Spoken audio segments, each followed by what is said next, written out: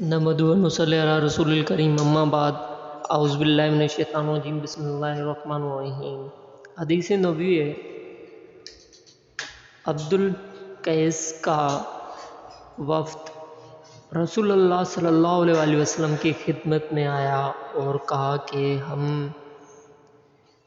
اس ربیہ قبیلے سے ہیں اور ہمیں آپ صلی اللہ علیہ وسلم کی خدمت میں صرف حرمت والے مہینوں ہی میں حاضر ہو سکتے ہیں، اسی لیے آپ صلی اللہ علیہ وسلم کسی ایسی بات کا ہمیں حکم دیجیے جسے ہم آپ صلی اللہ علیہ وسلم سے سیکھ لیں اور اپنے پیچھے رہنے والے دوسرے لوگوں کو بھی اس کی دعوت دے سکیں۔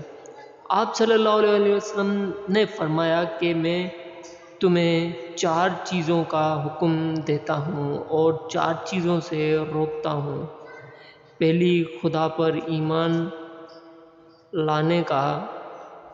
پھر آپ صلی اللہ علیہ وسلم نے اس کی تفصیل بیان فرمائی کہ اس بات کی شہادت دینا کہ اللہ کے سوا کوئی معبود نہیں اور یہ کہ میں اللہ کا رسول ہوں، اور دوسری نماز قائم کرنے کا، تیسری زکوٰۃ دینے کا، اور چوتھا جو مال تمہیں غنیمت میں ملے اس میں سے 5واں حصہ ادا کرنے کا، اور تمہیں میں تومڑی، خدمت، کسار اور نکیر کے استعمال سے روکتا ہوں۔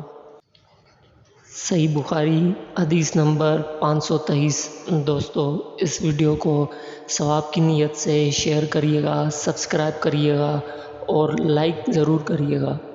السلام علیکم ورحمۃ اللہ وبرکاتہ۔